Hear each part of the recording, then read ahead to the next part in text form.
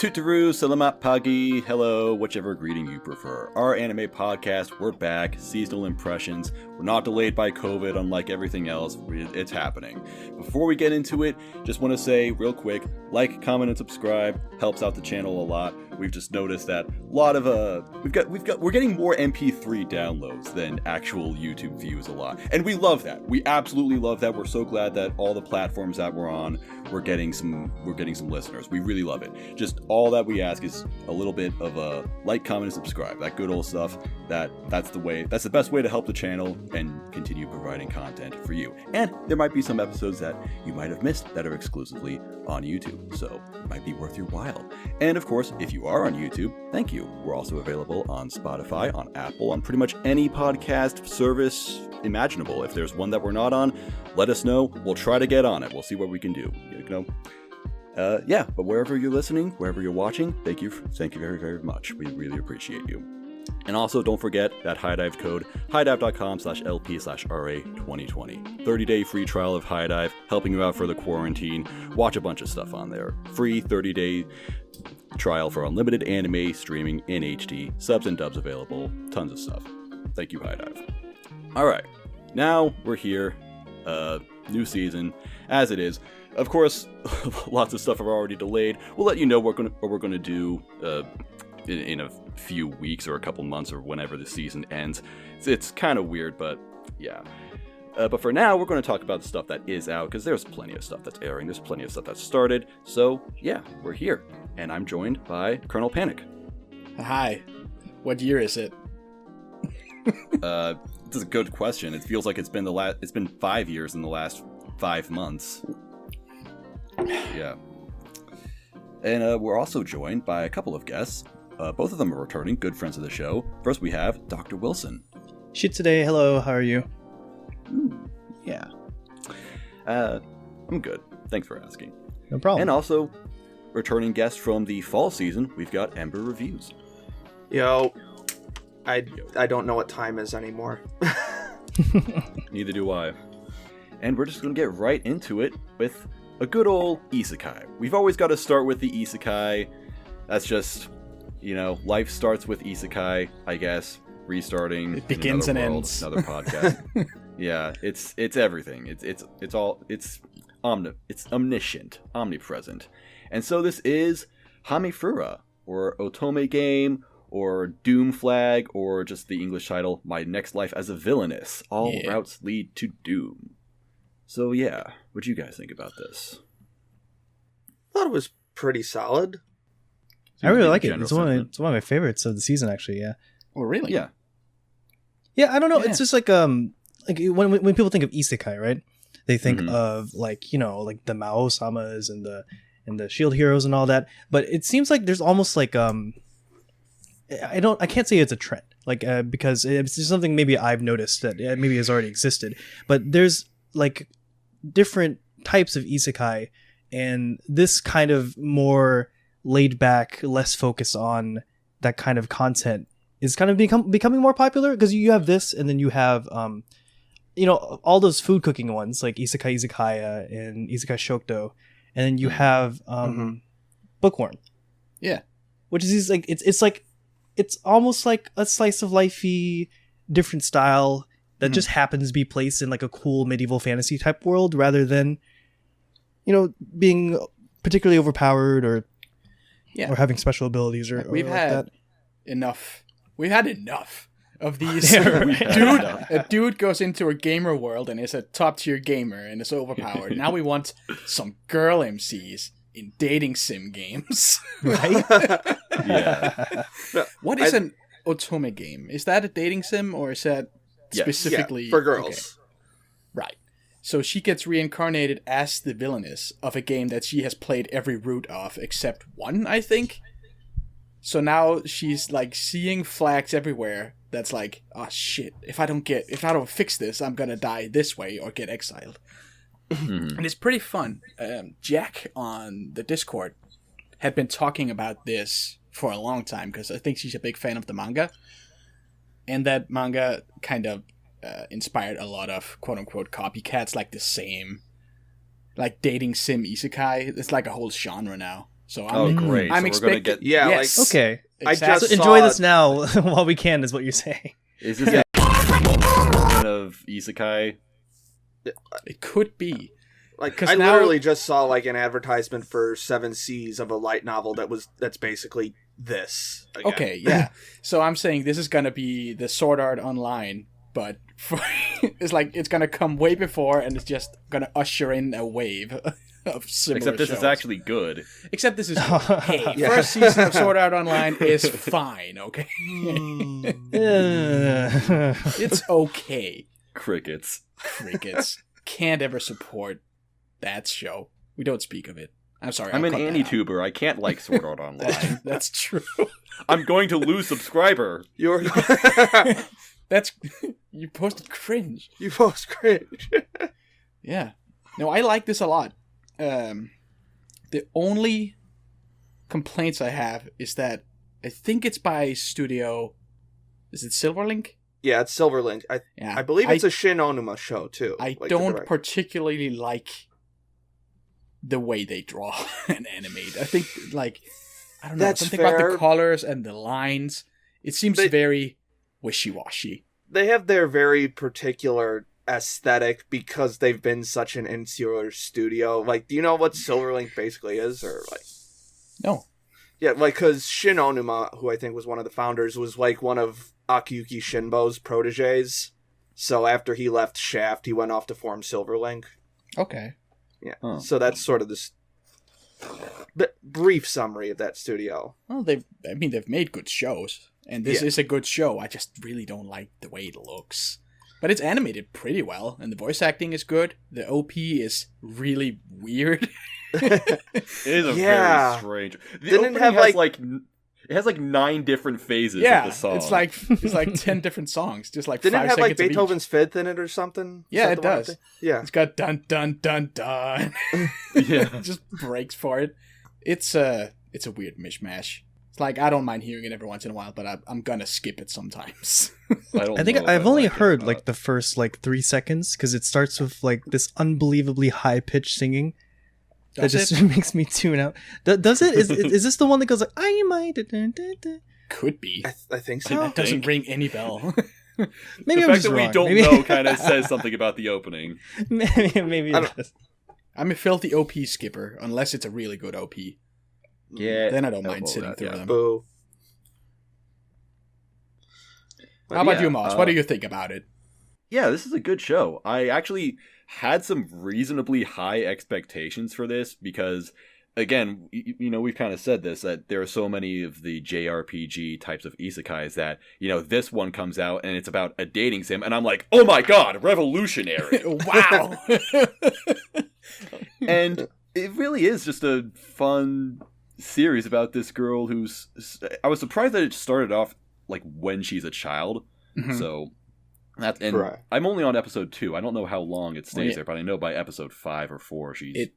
Yeah, kind of a reach it is approaching interesting that it starts off as a adolescence. child, because presumably you don't play that part in the dating sim. So she kind of has to figure out, okay, what childhood Oh, yeah. trauma caused the guys to be like they are 10 years from now, and kind of get in the way of it. She's recontextualizing all of their backstories. She knows because- one of them is kind of a loner and he's weird later on. Her brother, I think. Stepbrother? I don't know. He has Yeah, a crush on her, stepbrother. so I Stepbrother is a assume loner. stepbrother. So she's Yeah. like, if I spend a lot of time with him now, maybe he won't be such a recluse. And then that works. Because the intrigue of the show is that she is the objective antagonist of this dating sim, where Yes. everything that can happen, every single outcome is she either dies or she gets exiled. Yeah. So she's like, fuck that. But then she realizes that her character is just a total uber bitch. So she's like, well, all I really need to do is just be a nice person and I should be okay. But then this still kind of leads to weird situations where she ends up, where like the same outcome kind of happens. It's just not, it's just a lot more accidental. Like the main, like her little brother becomes a recluse because he, at first it's just, she was bullying him. That was the original context. But then it's like she tries to be his friend, but then gets him to use magic, which hurts her. So then he gets afraid, and that's why he becomes a recluse. So it's really interesting to see how these different outcomes are it's made. like Final Destination, where you dodge death, but then it just happens some other way. But it's nice because it's such a wholesome series. Like she really is just being a nice person, and she works so hard on those fields. She does, because she wants to get in touch with her earth magic, so she works the earth. Which I'm not sure if it's supposed to work. Everyone is like, I don't get it, but okay, go off. You do you, girl. Yeah. I mean, what's the other thing? Yeah, the thing is that no matter, like, she kind of has to make sure that the main character, Maria, who is like the main character of the game but not of the show, kind of has to make sure that she doesn't hook up with any of the guys, because that is what gets her killed. So I think my theory is that she's gonna make Maria fall in love with her, because that's the only ending that is in the game. This is becoming a harem. Yeah, this is slowly becoming a harem or a reverse harem. She just has to make everybody fall in love with her, because then they can't get to any of the endings of the dating sim. Yeah. One of each, please. Yes. Yeah, sure. Yeah, it's pretty good. We all recommend it. It's actually, it's just actually a good isekai for once. Nice. And I think I was really nervous about this season because in terms of isekai, it led off with Eighth Son, and that was just I didn't even bother. No, don't. Yeah, don't watch an Eighth Son. It's just so bad. And kind of like in tandem with this, someone on the anime subreddit made like a chart of seasonals that marks if they have completed production or probably have completed, or if it's not announced at all. I think this one is completed. Is it? Yeah, I think so. Cool. Awesome. Glad to hear it. Glad to watch. I'm excited to watch more of it. Yeah. All right. Now, that was we like opening up with the isekai, but now we're going to get into the real most popular show of the season. Already the most hype show of probably the entire year. The new king of shonen. Exactly. Tower of God, which has already kind of taken over social media as like the most annoying show because no one will shut the fuck up about it. Everyone's talking about how it's the greatest thing of all time. And to their credit... What's that? I was going to say Webtoons invented anime. Yeah, they did, unironically. Anime comes from Korea now, or something. But to their credit, to these people's credit, it's kind of it's kind of negligible that Tower of God has so much hype because it's been so, like, Tower of God getting an anime is kind of like Ridley getting into Smash. Because if you read into the Smash community, it's like Ridley's this character that has been hyped up forever. Like ever since the Melee days, they're like, oh, Ridley should be in Smash, but it's not going to work. Similarly, Tower of God, I've heard about this thing since like 2012. This thing's not actually that old. I think it started in like 2010, 2009. But I've heard about it forever. So it's only 11 years old. Okay. Yeah, but I've always heard that Tower of God, like, if it ever got an anime, it would be really, really good, but it's never going to happen because it's a Korean series. It just wouldn't happen for an anime. I don't know what the situation is for Japan. I'm going to assume they don't really give a shit about it. But yeah, that was always the thing. Tower of God, great series, should get an anime, but it won't happen. The closest thing anyone really got was in 2016, just one day on Crunchyroll, there was just an OVA that was posted for Noblesse, which I remember that, which is another really popular Korean series, and people lost their fucking minds, like, oh my god, Noblesse is getting an anime, is that really happening? Is this real life? And if that's happening, is Tower of God going to get an anime? Holy shit! I don't know what that was about, because that was 4 years ago and nothing came out of it, although I do think Noblesse is getting an anime now. I think that has been confirmed. I'm not sure. But, I mean, the OVA wasn't super impressive to me, so I think maybe just I heard it's just like it adapted an entire volume, and it was just weird. Yeah. Is Tower of God animated by a Japanese studio? Yeah. I think so. Yeah, I 100%. forget who it was. Does that... Telecom. Do we have to invent some terminology for, like, you have Korean manga that's called manhwa or something like that? Does it have to have a special name if it's Korean anime? No, because we don't. Because the thing is, anyway, like anyway, Anyway, The thing is, it might have been unheard of for a Korean series to get an anime back in 2012, but anime has kind of shifted a lot in the last 5 years. Like, China has had a lot more influence. They've been bringing over their stuff, so we've had lots of Chinese comics getting adapted into anime. We don't make a distinction for those. And more importantly, Crunchyroll has been involved with a lot of anime productions. Like, they're going all in and saying Crunchyroll originals, kind of like Netflix is now. Right. So is it being shown on Japanese television, or is it only on Crunchy? Broadcast Thursdays at 12:30 JST. I don't know. It says that on my anime list. I don't know.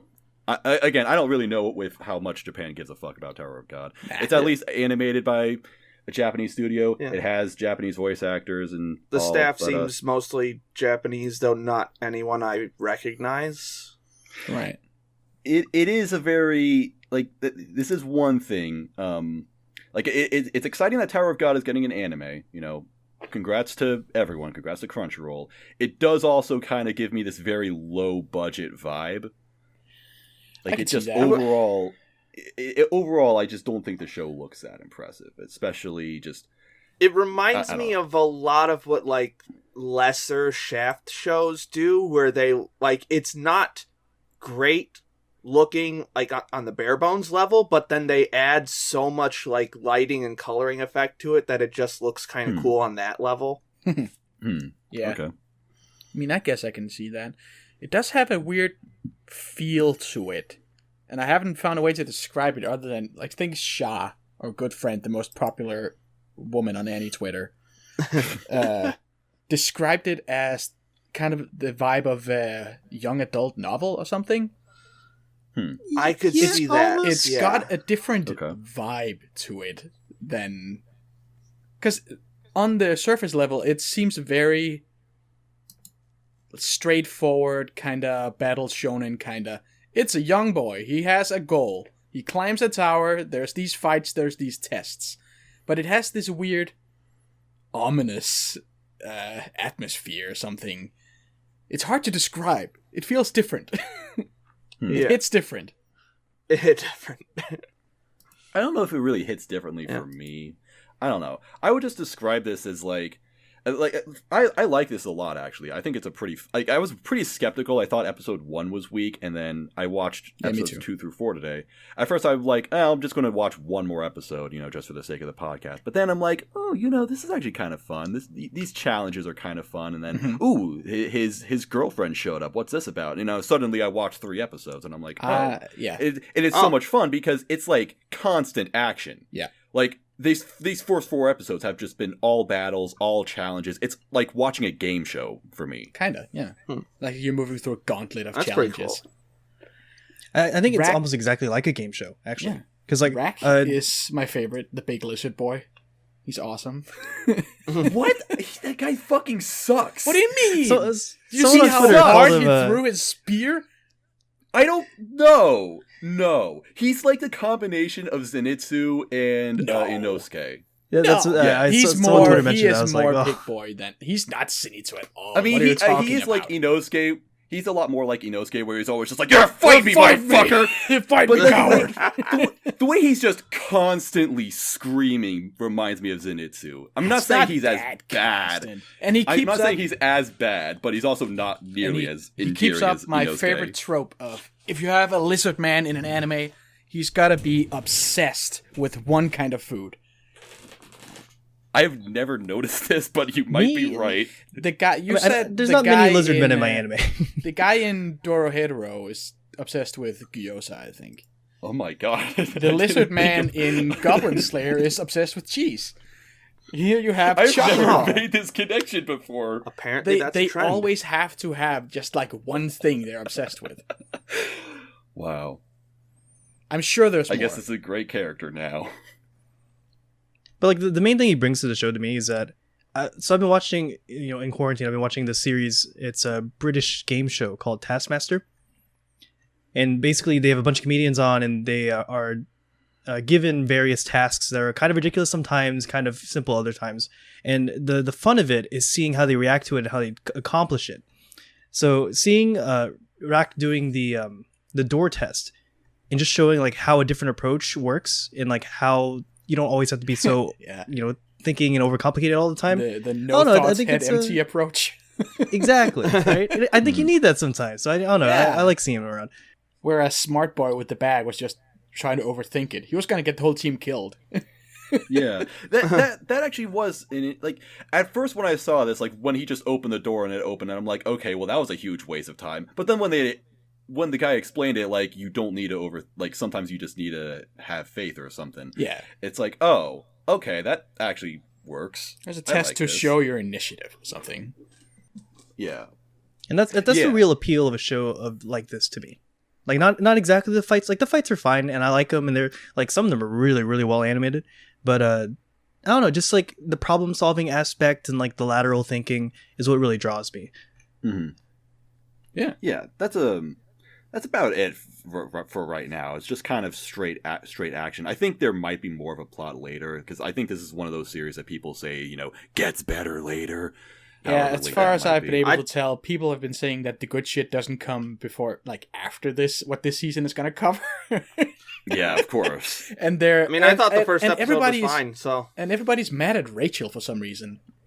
Yeah, I don't I don't understand that. Why is everyone so mad at her? I guess we'll see. I guess we'll find out. Well, how far are you guys into this? I've seen the first episode. I'm up to date. Okay. Did you do something yet? Well, I don't know. She does show up later, though. Oh yeah, I mean, she is here. I've only seen she is here. I haven't seen her do anything yet because I'm only on. She had something done to her. I guess that might make sense, or I kind of see where they're going with that. Then, yeah, it's good. I kind of would place this in the same tier as Yaiba, where it's a good show. I'm not gonna fillet it entirely. It's not amazing. It's not mind blowing, but it's good. I appreciate it. Tier as Yaiba. I mean, it's gonna win every award next year. Yeah, of course it is. Of course it is. It's a Crunchyroll original. That Kevin Penkin score though, it is good. Heck yeah. Hell yeah. Yeah. Just like a mishmash of random dubstep and freeform jazz. Yeah. What's not to like? I really like the electronic pieces that he's brought on this. It definitely is something that you don't normally see. Mm-hmm. Mm-hmm. Yeah, those stood out to me a lot. I thought there was something else I was going to say, but I forgot. Oh well. Speaking of standing out a lot. First we've gone into Crunchyroll originals. Now we've got Netflix originals. Hell Yay, yeah. Netflix! Woo! We love Netflix. It's time for BNA. Yeah, Boku no Academia. Hell yes! Woo! I watched the first 4 episodes of this today. And did you? Yes. It was good. I don't get the same immediate hooked feeling as I did with like a Kill la Kill. At all. Like, the first thing you see is just like themes. You see the whole unification poster with, oh man, a human and beast man, they live together, and then some hoodlums comes by and graffitis it. And it's like, oh man, these are some themes right here. Yeah, they're pretty on the nose about it. It's a weird one in terms of the staff behind it, because I think this is the first combination we've seen where it's got the writer from Kill la Kill, Nakashima, but it has it has the director from Little Witch Academia, Yo Yoshinari. Mm-hmm. I did not know it was the writer. Yeah, the character animation is very Little Witch Academia, like the faces and stuff. Oh, of course. And of course, main girl. Raccoon girl. Classic. Another trend. Cute raccoon girls. Yeah. Yeah, raccoons. A+. Just always the best. Bringing it back to conception. Bring it back to conception and Shield Hero. Raccoon girls. Yeah. No, I like it a lot. I'm excited to see when the fuck she starts playing basketball. Because we're 4 episodes in. She hasn't even touched a basketball. Wait, what is this basketball thing? I don't. Did I miss something? Isn't she holding a basketball on the poster? Yeah, I've seen like a ton of promotional art of her playing basketball. There's a bunch of basketball stuff. It hasn't even come to that yet. She went that to a wouldn't party be fair with at all. Idol.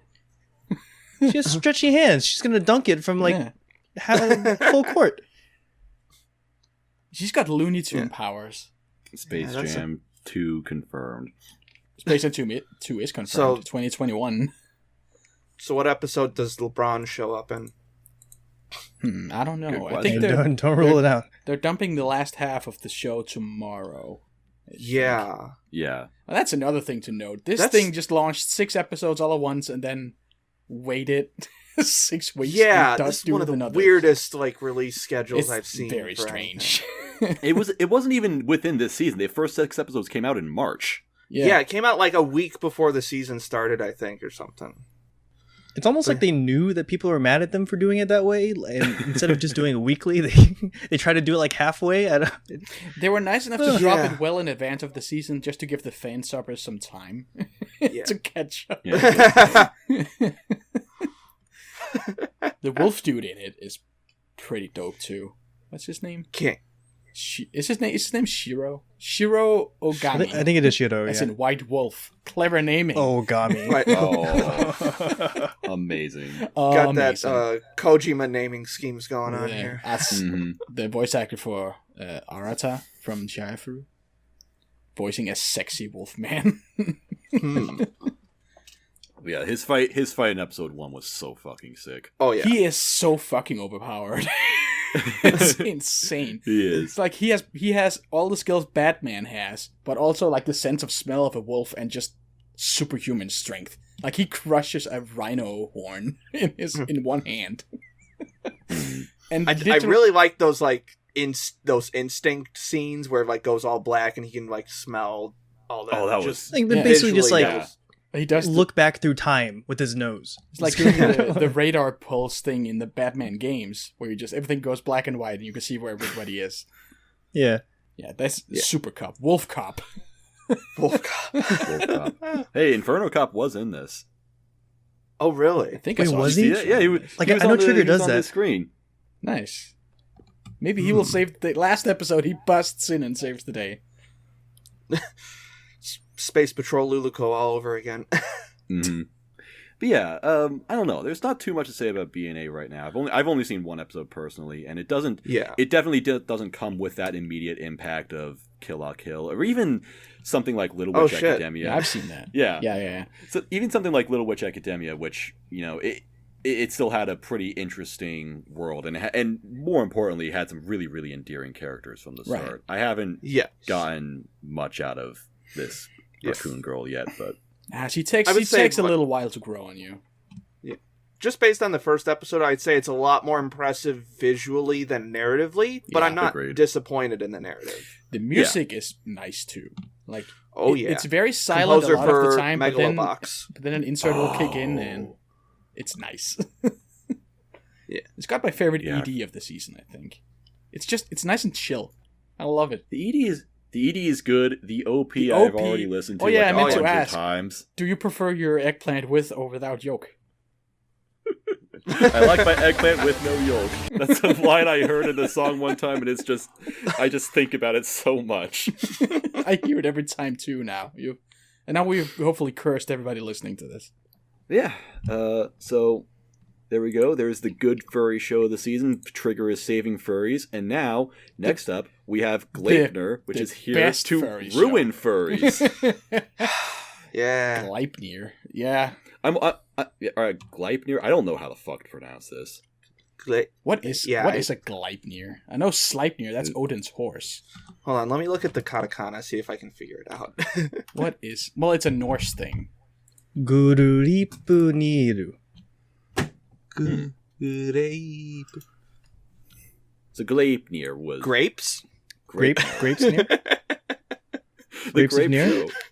Oh, I know what... okay, it's the name of the chain that holds the Fenris wolf, the big Norse god wolf. Doesn't Fenris mean wolf? Eat Odin or whatever wolf? At Ragnarok.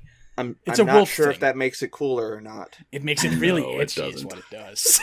Yeah. This show is certainly edgy. It means this guy is Fenrir, son of Loki. Let me try to find my old post, because I watched one episode of this. I plan on watching more just specifically out of spite, because once again, this is something that people are comparing to Mirai Nikki, especially with the fucking OP, which made me more mad than anything in the entire Once year. you pointed out that there's I can't unhear that thing you pointed out about the OP, by the way. The fucking frequency. Why? Why like is it there? You get through the first 5 seconds, the opening, and then there's just like a over top of everything. It's the worst thing ever. And once you know it's there, it's like you can't unhear it. Yeah, I watched 4 episodes of this, also kind of out of spite, but I have decided to not watch anymore because I can't. I hate how that suit looks so much. I've only seen the first episode so far. Ironic, I'm not like into edgy shows in general, but somehow like just the hook for this one has me interested. I don't necessarily like it. I don't know. Well, what is the hook? Can you elaborate? Fucking dog costume vor. I don't know. Yeah, it's kind of weird. Yeah, that's really hooky. Yeah, that's everything I always wanted. He wakes up and he's got a coin, and he can turn into a big mascot suit, and then people can climb inside him. So it's kind of a vor mecha show, kind. Yeah, he just turns into some. Yeah, he just grows some weird mecha fursuit. It's like that meme where dumb as shit. It's like that meme where people say Attack on Titan is a mecha show, but this is it's actually what they're it is. talking about. Get in the flesh suit. I don't see myself making it all the way through this, but I'll give it the old college try. They have mentioned, like, the first episode, she makes a joke about, haha, I think I pissed myself inside you. And then they reference that later, and I'm just like, man, is this going to be a thing where she just talks like about pee every episode? Could you stop obsessing about pee? She is pretty cute, though, the girl in it. Claire. Yes, definitely. She's pretty cute. I don't like her at all. She's got spunk. She's got moxie. Spunk. I think I'm just so over this sort of like edgy kind of badass female. Like, maybe this character's fine on her own. I just hate how much this show is trying to play her up. Like, the first scene you really see her is when this guy has to save her from this burning building, and she just like has her shirt undone the entire time for no reason. And there are so many fucking cuts where it's just showing her tits for no reason. Just yeah, dude. Yeah. They know where the selling point is, okay? And also, that scene makes no fucking sense, by the way. What, the burning building? The scene, the burning buildings. It makes no goddamn sense. Like, he just walks in the front of the building. Yeah. And then finds her, and then he's like, oh no, I gotta get out. Like, what? Wait, didn't you just walk in? So then he busts out a wall to get out. I'm like, so they can do this really amazing, like, 180-degree camera angle. What if the entrance he went in? What if that collapsed? You ever consider? Well, that? they didn't establish it's possible, that, but so they don't show it at all. No, that's the problem. See, that's why this show is for big brain people. But we haven't even talked about the best part about this show. It's that when this guy, when he has that suit on, it gives him like these animalistic instincts, and he naturally has a great sense of smell. So he gets super fucking horny. Where he saves this girl, he just lays around on the grass, and then he suddenly gets this really enticing smell, and he just starts taking off her panties. Oh man, gotta take these off. Get a good whiff. It's a fucking ridiculous show. I just cannot get over how fucking stupid that suit looks. Like, you see everybody else with their powers, like everybody who has that weird cross in their eyes, like the first girl who they murder. Like, the spoilers, who comes in with the powerful kicky legs. She looks cool as shit. Why couldn't he get that? Why couldn't she be the main character? Why couldn't she be the main character? She reminded me of Mirko from Hero Academia. She just comes in and kicks really hard. Please don't put Mirko within, like, 100 feet of this show. What if it was a big bunny suit, though? What if he wore, like, a huge bunny suit? Then the fucking would make sense. That's right. Then the horniness would put all that up. Yeah. Yeah, facts. Yeah, I don't know. I don't have much to say about Gleipnir. I just hate it a lot. I hate the OP. I hate that people are comparing it to Mirai Nikki somehow. Everything's compared to Mirai Nikki. It had a fucking makes me I think mad. episode 2 had like a fight scene everybody nodded over, and then everybody stopped talking about it again. Yeah. Had a really sick It is, animation for one fight scene. Ed, what? Sick animation for like one fight scene. Oh. Weirdly enough, this is also from the director of Yona of the Dawn, if anyone remembers that. No. I do not. Not a great adaptation of the manga, so not a whole lot to look forward to in that regard. Yeah. This is also by Studio Pine Jam. The last show they did was Just Because a couple of years ago, which was kind of famous for not being taken off the air, but it's still fucking melted. Oh, did production start sucking? It was just a nightmare from what people have posted. All right. And right before that, they also did Gamers. Yeah. Hey! So not a good track record. Gamers was an okay show. It had a great OP. I don't remember the OP at all. It had like 8-bit music in the background. Yeah. And it went was like pretty double, like big zoom around shot where they fight a big boss guy and the song goes like double tempo. It's super hype. I know the one hot girl with the blue hair had a witch hat. That's the thing. That's the one thing I remember about the OP. Speaking of witch hats. Des. Do we have any shows with witch hats we can jump to? Well, I don't think it's in this next one, but it is at least a much better show than Gleipnir. It's Kakushigoto. Hell yeah, anime dads. This had the most basic appeal to me in the entire world. I saw Hiroshi Kamiya and Rie Takahashi, and I'm like, anime of the season. Woo! Fair. The dream team. And the art style is from the same mangaka as Sayonara Setsubo Sensei, right? Yeah. Yeah. I looked at Sensei, Joshiraku, Like you look at all that a stuff. screenshot of each, and you're like, okay, yeah, same guy. Yeah, it was so funny that I saw the design of Goto, and I'm like, oh, of course he's voiced by Hiroshi Kamiya. He looks, of course, yeah, he looks like the grown-up Araraki, and that's just what he is. And he's got a daughter, and I like anime with dads, dads with kids. It's not enough. Yeah, it's a father-daughter anime. It's really all there is to it. He it's is nice. A famous manga artist drawing a perverted manga, so he never tells his daughter what he does for a living. He kind of has to keep that secret. And wasn't it like the teacher that's like super into his manga too? Everybody is. Just fucking everybody. Just everywhere he goes, there's always someone like, oh, are you this famous shit, it's you! who made this manga? And he's like, you motherfucker. You shut your whore mouth. My daughter is here. Yeah, so it's funny seeing how far out of his way he goes to keep this a secret, where like he has to change clothes on his way to work because he doesn't, like, you know, he tries to masquerade as an ordinary office worker, but yeah, I mean, it's charming. It's a simple premise and hilarity ensues. There's an entire episode where he just accidentally charms the pants of like 5 different women who just show up for his daughter's sports day to cheer her on, because he keeps going. Like he goes to the flower shop.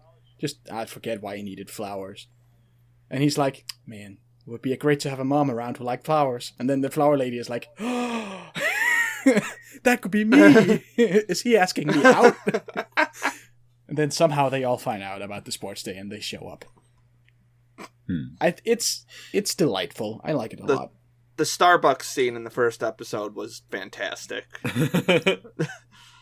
It's the witch's brew.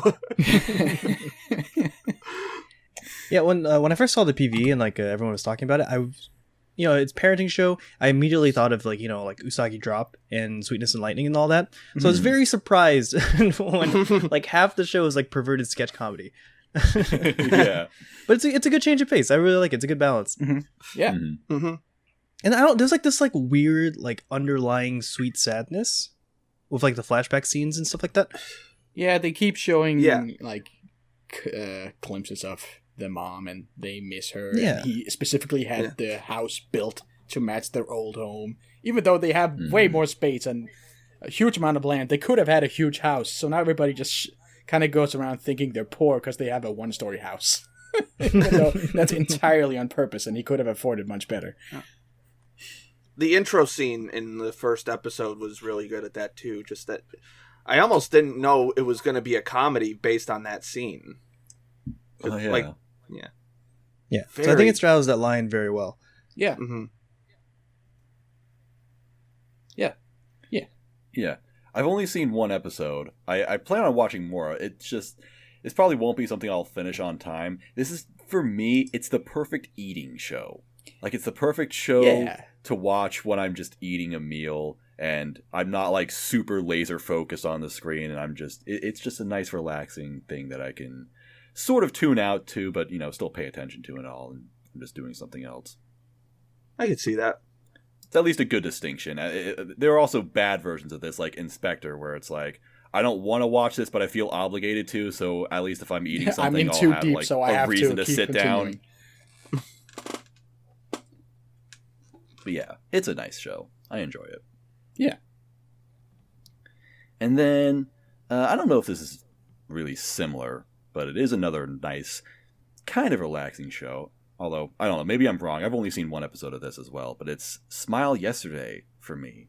Isn't it Sing Yesterday? Sing Yesterday for me. I'm sorry. Smile Yesterday. That's Wave Smile Yesterday for me.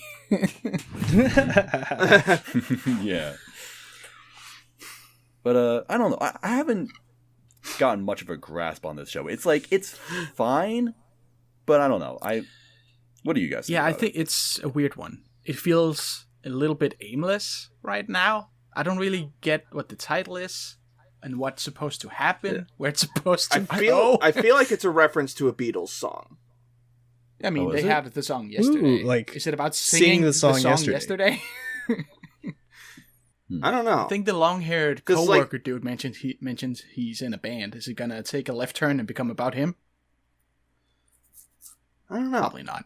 Because no, because the Crows kind of led me to that conclusion too. Because isn't there like a Beatles song called Blackbird or something? Blackbird singing in the dead of night. Is that a Beatles song? I don't know. I don't listen to the Beatles. We read the script, we find out it's just all Beatles lyrics. That is a Beatles song. No, I like it. It would make sense. Yeah. It would make sense. I think Ember's onto something here. Yeah. Yeah.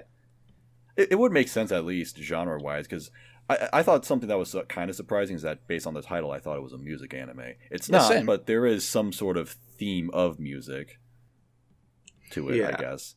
Like, there was that guy who was in the band, and for some reason, just something that I think about a lot is that I love that at the end of the first episode, the guy takes a picture of the girl with her raven, and for some reason, that was just like, that's such an indie rock thing to do, just to take a picture of someone or just something and use that as the album cover. Yeah. Yeah.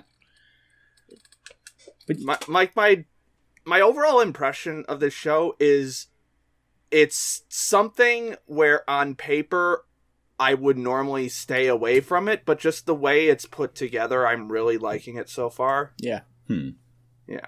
Same, kind of. I was drawn in by the Mayuri lookalike, Haru. Yes. Yeah. Of course. Of course. Young and Mayuri. she's wonderful. The show looks great. She's wonderful. It sounds great. It's got this theme of, I don't really... What would you say the theme is? Like, no regrets kind of thing? Don't I don't know. I don't know if it's about no regrets. Well, he's like, okay, yeah, I've had a crush on her for 100 years. I should just fucking tell her. And then deal with what comes after. And he does that, and then it's like, okay, yeah, now I can move on. I don't know if he does move on, though. No, he doesn't. But It's a good first step, though.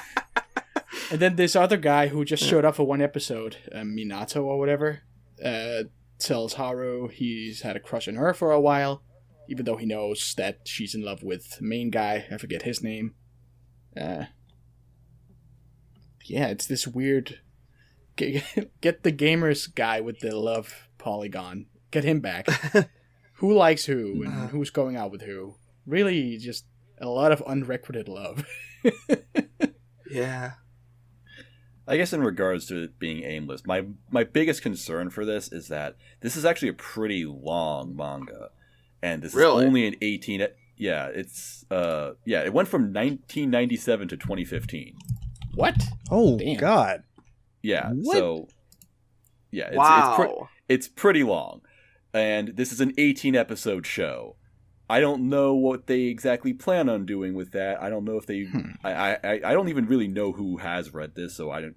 Like, there aren't a lot of source readers who are saying, "Oh, they've done this with this adaptation." Yeah, there aren't a lot of source readers to comment on it. So yeah, I don't know how they're adapting this. I don't know what their plan is. It could be a show where, you know, it just kind of ends on a nothing note. But it is a. Well, I don't know. It could be an anime original ending. I don't know how the original ended. I never even knew about the original. I don't know how Yeah. Doga Kobo usually ends shows like this, because I'm used to them just doing cute girl shows. I haven't seen a lot of their dramas. Gotta say, like, whatever. animation-wise... A lot of their dramas are more original stuff, so... Yeah. Like, I think Plastic Memories was an original series, so... Yeah. Doga Kobo is moving up there for me in, like, terms of favorite studios. They make... Oh, yeah. Good... They make shit good, and make good shit. It's well animated. I don't know.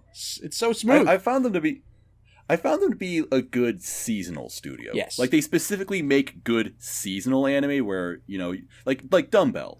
Good show. Yeah. I wouldn't put it in my top 10 for the year, though. I did. I think I put it in I put it in my top would. 20, not my top 10. But... Yeah, like top 20 is good. I could say that for something like New Game as well. I mean, sure, sometimes they'll come out with something like Nozaki-kun. That one's good. But yeah. I don't know. Usually they don't I get have where you're something coming from, though. Usually they don't have something that really stands out that much. How about Senko-san? Like, Nozaki-kun is, like, basically, like, the only one that people usually refer to, right? Yeah. Well, they also did Engage to the Unidentified, and that one's had a lot of clout, too, I think. The only thing I know about that show is that it's got a cute Sunday dancing moment. Yeah. Oh, is that the one with the girl dancing at the TV? Yeah. But I have to agree. I mean, this show in particular, it looks so pretty. This like, I don't know. Yeah. Something about the directing, something about the color palette, the lighting. I really like the character outlines because they're not quite solid. There's like some unevenness to them. Right, there's a little bit of sketchy. It looks really cool. Yeah. One complaint I have is that for the title card, every episode they use Comic Sans. Yeah. Oh no! Oh, really? I would like them to not do that. Please don't use Comic Sans. Find just some felt pen font to replace it. Go on dafont.com, find something handwritten, use that. For fuck's sake, it's free. Don't use Comic Sans. I don't know. Fits the time period, I guess. It is from the late 90s. When does the show they don't take know what good place? fonts are. I think around the late 90s. Because like, doesn't he have like a Walkman or something? Considering that no one has like Google Maps or anything or can like text each other, they have an uncanny ability to just find each other, like out and about. They run into each other all the fucking time in this show. It's just a thing I noticed. Doesn't the main guy play video games a lot? I don't know. Does he? I thought maybe I'm getting confused. I just thought he had lots of old games. Maybe. He does seem like the type though. It is good though. It's nice. I do like it. I'm gonna finish this. I hope it gets better. You know, if it doesn't get better, it might still be a decent show at least. But you know what else is good? We've got Princess Connect. Konosuba Season 3. Here we go. Yep, it's a new anime by the director of Konosuba. By the studio of Uma Musume. Fantastic. No, I don't think it's actually the same studio, but it's the same mobile game studio. Cygames. Oh, yeah. Cygames. So it's... Cygames just has their own I remember someone now. Telling me that Princess Connect is this, or was, like a massively popular gacha game. Like, it's obviously... You watch the anime, it's obviously a gacha game, but I think it's like an old, quote-unquote, classic gacha game. Yeah, like, I think there's actually like a previous adaptation. Yeah, so that's why this is called Redive, because it's like a re-adaptation, I think. Oh, what? And sometimes the MC speaks, but it is Konosuba through and through. Like, the overlap is obvious. You've got the same voice actors, you've got all the original background character design looks like Konosuba characters. got a lot of the same squad dynamics and humor. I am just having a lot of fun with it. I think it's delightful. Yeah, I didn't know that. I think I gotta pick it up then. Scratch the itch. I'd say it's a big recommend. It's silly, stupid fun. It's like MC comes into the world. Maybe he's been there already. I think he's got amnesia. Classic, haha. Easy peasy. Blank slate. They MC. really go hard on the amnesia though. Like it's not just I lost my memories. I don't know. Yeah. Like he doesn't know what money is. Like he the doesn't know basic functions of everyday life are a mystery to him. Well, they gotta have the excuse in the gacha game to be like, oh. You don't know what money is? This is our currency. You can buy it here for $5. Okay. It's all I didn't think about that, but that's not a bad excuse to be honest. I think all of the silly gaminess of it is entirely on purpose because the director is Konosuba. Konosuba, yeah. I don't know what's his name. Takumi Kanasaki. They also had a thing last episode. Because it's a trope in anime that if you are in the rain for more than a minute, you're gonna get sick.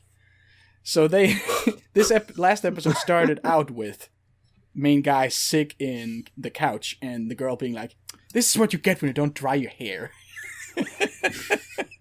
I think that's a jab at all the shows that establish some fake drama by having a person get sick because oh no, they were outside for a bit. My favorite example of that is in Bunny Girl Senpai. One of the girls kind of trips and lands in just like her butt in the edge of the ocean, and then smash cut to her in a hospital bed. She touched water. Okay, you're gonna die. Wow. No, I think it's got the animation is super good too. Like there's some money behind this. A lot of close-up stuff. It's side games, so... Yeah, a lot of Konosuba-ish Sakuga close-up of eyes with, depth of field effects and stuff like that. It's good fun. Yeah, it's got the most telling signs of Konosuba are when the dogs show up and they've got these really ridiculous, goofy faces. And then they always attack the main character and drag him off screen, but they do in this very, very simple, straight line, horizontal animation with that looks like it took just 2 seconds. There's also another Telltale Konosuba thing where as soon as something gets just a bit dramatic, there's this whole choir orchestra thing that starts playing immediately. It's fucking awesome. It's like anytime. It at least sorry.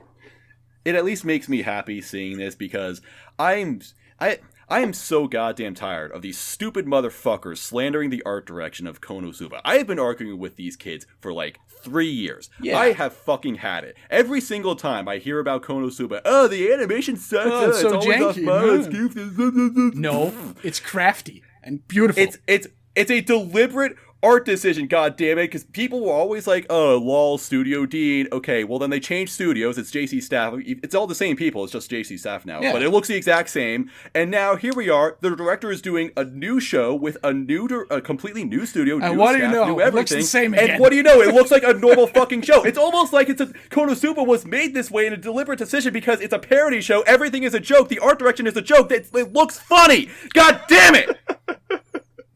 Anyway, Princess Connect is really good. I like it. I recommend it. I'm gonna solo that out and put it on. That's gonna be the trailer for the episode. Next anime on the list. I think Wilson is the only one watching this, but this is Houkago Teibou Nisshi. I don't know what the English title is, but it's the fishing show, right? It's it is a fishing show. Diary of Our Days at Breakwater or it's something like that. It's a weird English title, yeah. Yeah. This is what I mean by Dogakobo embankment journal. This is what I mean by Dogakobo doing good seasonals. This is a nice niche. This is also Dogakobo? Or so I assume. It's Dogakobo. Oh, dang. Maybe I should pick it up. Well, so maybe it is. It did announce that they have delayed production after episode 4. So, I'd still highly recommend it. It's funny that this one got delayed, but yesterday said they completed production. Yeah, we see where their priorities are, I guess. Yeah. Maybe they just started earlier. I don't know. Maybe. I mean, could be different teams and stuff too, but yeah, I mean, this is your standard cute girls doing cute things. High school girl joins a niche club show of the season. Nice. Mhm. Yeah, it's really good. I just really like it. It's the main girl is really charming. The tone is relaxing. And if after Maz's rant your blood pressure is a little high, just put this on. Cool down a little bit. Yeah, I don't like. One of the things about anime that I really like is that it kind of explores things that you wouldn't normally think of or would know that you want to experience on your own.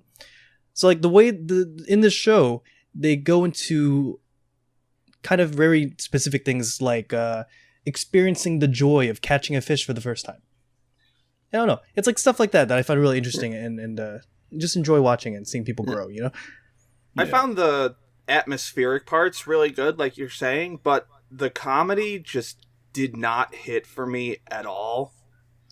It was weird. I thought it was fine. What comedy do you mean? Do you mean like when she gets like really scared of stuff, or? Yeah, just the more spastic elements. Just I don't know. It wasn't jiving with me for some reason. Yeah, no, it's not for everyone. Yeah. I at least appreciate that it's girls fishing.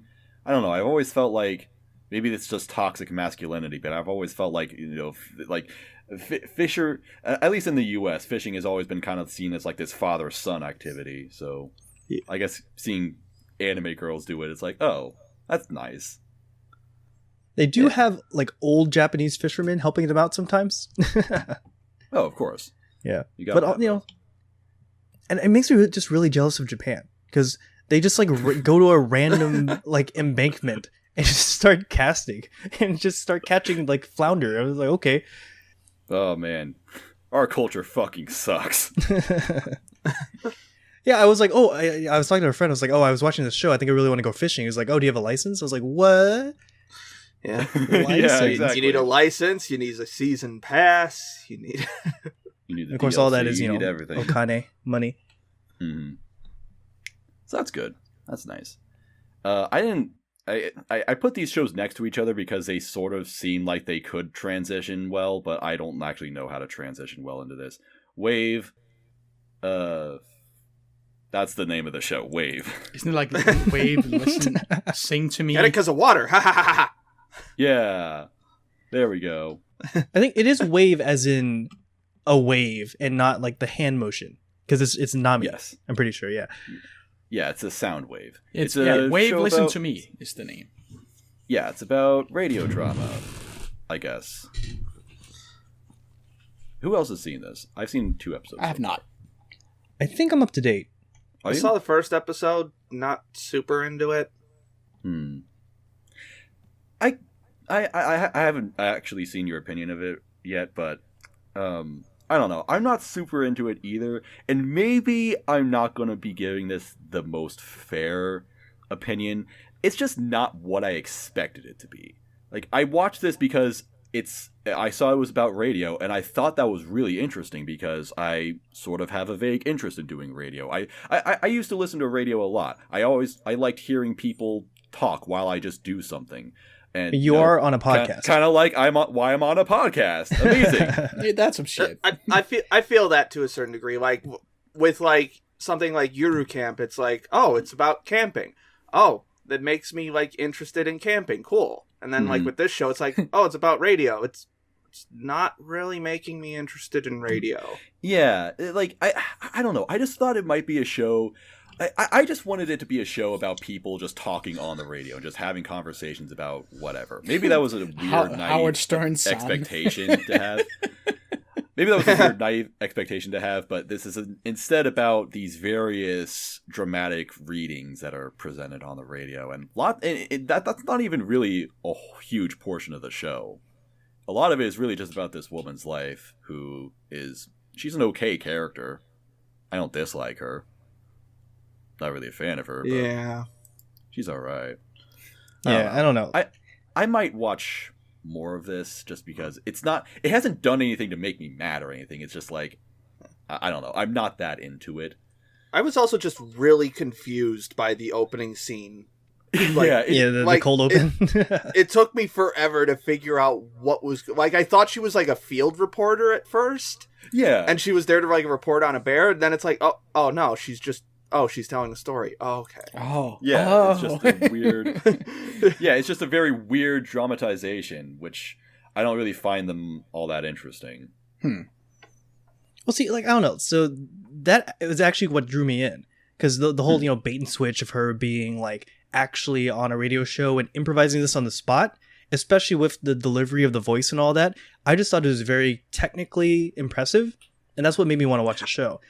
And then combined with that is, like, I thought it would be more about her getting into the industry and learning how to culture and, like, cultivate that, like, sense, right? But I agree with Maz. As the show went on, it just sort of meandered and ended up being more about her, like, weirdly specific problems and how quirky and the show is trying to draw you in and have you buy into her as a character rather than the actual, like, situation or the premise of the show. The subject matter. Right. Yeah. Yeah. And I don't know if that exactly works. I still think it's still pretty technically impressive. Like, the voice acting is on point. It has amazing voice acting. I'll give you that. The animation's also really solid too. The anime, it's got this good, weird, like, it looks like it's sunrise, rotoscoped almost. Like, but it works. I don't know. It's very weird. It's hard to find a sunrise anime that looks like shit. So, by the way, this voice actress for the main character, this is her first major role. Oh man. Oh man, you just cut out. She's probably done stuff like actually in radio, maybe. Oh no, she's done a few supporting things. I said. Huh. Yeah, she's worked in anime before, but maybe she has experience. Like, maybe she does have experience somewhere else because it really is impressive. Yeah. Yeah. We might watch more of it. Who knows? It's just an okay show. Next up, so that show is about listening to radio drama. This is about just listening. It's called Listeners. You watched this, right? The name of the show is Listeners. What's that? You watched this, right? I watched some of the first episode. Ooh. It was not fun. I didn't like it. I saw the first episode. I thought it was, like, fun in a really cheesy kind of way. The innuendo humor is insufferable. I'll definitely say that. Like, this script writer thinks he's so fucking funny, and he's not. Yeah. It's not a funny show. The humor's not great, but I'm enjoying it overall. Just, I like the music aesthetic of it, I guess, and I find the main character kind of endearing. Oh, I just looked it up. The writer is the same guy as the Isekai Quartet. Oh. No, it's not. It's not. I'm kidding. Wow. No, it's actually, I don't know who the script writer is, but it is created by the guy who made Eureka 7. Okay. Yeah, I feel that. And also Jin, who's done lots of music stuff here and there. He made Mikaku City Actors, I think. Not that that's a show a lot of people really care about. But also, this is like the third character with amnesia this season. Anyone else notice that? Yeah. There's so many amnesiacs this season. I don't get it. And the guy in Tower of God, doesn't he also have amnesia? Like at the beginning when Rachel finds him? Yep. I might, honestly, this might be another thing if I have way too much free time. I might also watch this to spite watch it because I've heard about the musical references that they bring in later on where it's just like, just random shit that they're throwing in. Like, it's a Sato Dai project now. I see what you're talking about. Okay. Yeah. What's that mean? Yeah. The Eureka 7 creator did a lot of early Bones writing. I've seen a screen cap of this somehow, despite the first episode taking place in like this junkyard and like I don't know, turning into some sort of weird Sympho Gear ripoff, they actually go to school later on, and there's someone posted a screen cap of this like this wall with all the founding fathers of the school, and it's like these famous composers. It's like Bach and Beethoven, but they've got Kiss makeup on them, and it's like, what the fuck is that? The Why biggest did you musical put that influence of all time, Kiss. Yeah, Beethoven and Kiss. Bro, you can't even slander Kiss. Come on, man. No one, who the fuck cares about Kiss nowadays? It's like that. What was that one really weird Sunrise show where it was like this girl living in a dormitory with Beethoven or some shit? Does anyone know what I'm talking about? No. Classical I have no Lloyds? idea. I gotta fucking find this now. It was really terrible. I can say that much. You don't say. I think it is Classical Lloyd. Classicaloid, yeah. Classicaloid. I've heard of that. Oh man. I think I've seen that name. I didn't know that's what People it was. have watched that show. Yeah, listener sucks. Don't watch fucking listen. I thought it might have had a little bit of a rant, but no, it turns out I don't have anything to say because it's just. Oh, I was actually disappointed because people really hyped me up about this because I heard that in the first episode, something that sort of the characters get powers by this guy sticks a headphone jack up this girl's ass. Nice. And so when I heard about that, I'm like, oh, okay. I didn't know this was going to be a good show. But then I get to that part, and he actually puts the headphone jack in like the side of her hip. And I'm like, well, that's fucking lame. Yeah. Instant drive. Hardcore Fuck baited it. on that. Terrible. I have seen some screen caps of characters that show up later on where the jack is like in between their boobs. Ooh. Okay. Go on. Just watch Guilty Crown. No. No, don't watch Guilty Crown, actually. No one told me this was going to be a good show. No. Speaking of good shows. Good shows. This is a good show. I'm interested in hearing about this because this was on my plan to watch. I was excited for this. I just didn't get around to watching it. I've heard very, very mixed things about it, but it's Gal and Dino. Yeah, I didn't like it and I was at all. excited. You didn't like it? No. Oh. I got excited because it's the director of Pop Team Epic, the best anime whatever year that was. Yeah, it's the same studios, like same team of Pop Team Epic. So I'm like, oh, cool. If they do some weird, crazy shit, it's going to be awesome. I expected weirdness, and it was weird, but it was just never funny.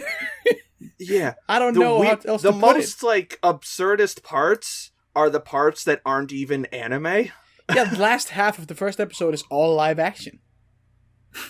With the guy in the dino suit, and all the people are people. It's like the Pop Team Epic thing all over again, where they just redid it, but with different voice actors. Yeah. I mean, I don't know. Pop Team Epic had all the mixed media and weird, fucking druggy, insane humor, but it also had jokes. This one just has kind of awkward sitting around. The joke in this one is Dinosaur. Dino makes a funny face. Dino is aghast all the time. Yeah. That is it. He smiles and then stars and sparkles appear around I was him. expecting this to be a huge switcheroo where it has this whole air of, innocent kids show and they just fuck around and blah blah blah. Nothing really happens. And then it turns around and the dinosaur eats a person, something. I was expecting that. But no. Or she fucks the dino. Or they suddenly just cut to them having had sex. I was expecting it to take some weird go south hard turn at some point, and it just doesn't. So I stopped watching it. Damn. Yeah, it was underwhelming, is what I'll say. Yeah. I'm just not super interested in it. Unless they, oh my god, that would be the most next level thing. Like if they wait for episode 12 for that to happen. Yeah, just ODs on heroin all of a sudden out of nowhere. Wouldn't rule it out. No, right? I'm like, it can still become a good show. Yeah, they could do something totally weird. One other thing that really interested me is that the anime parts of it are like the same style as that Hoshiro Girl Drop shit they were doing in Pop Team Epic. Is it? Yeah, it looks like the exact same thing. It's similar to that, yeah. Kinda. I feel like it's more. It's like almost. Yeah, but almost kind of looks like. But in Pop Team animation. Epic, in Pop Team Epic, it kind of looked like shit on purpose. Some of it when it was Pop Team Epic. But it also had super those specific sequences that he's talking about in Pop Team, like they had this really weird quality to them that made them look kind of cheap, and I think that was part of the joke with them. Yeah. But and like they have the same aesthetic in Gal and Dino, but it doesn't look cheap. It kind of just it looks like Flash animation, kinda. Maybe they were too busy thinking about Hellshake Yano. Maybe. Yeah. And also, the Dino, I was also excited to see this because it looks like Blue from Foster's Home for Imaginary Friends. It looks like really if Blue was transported into Family Guy.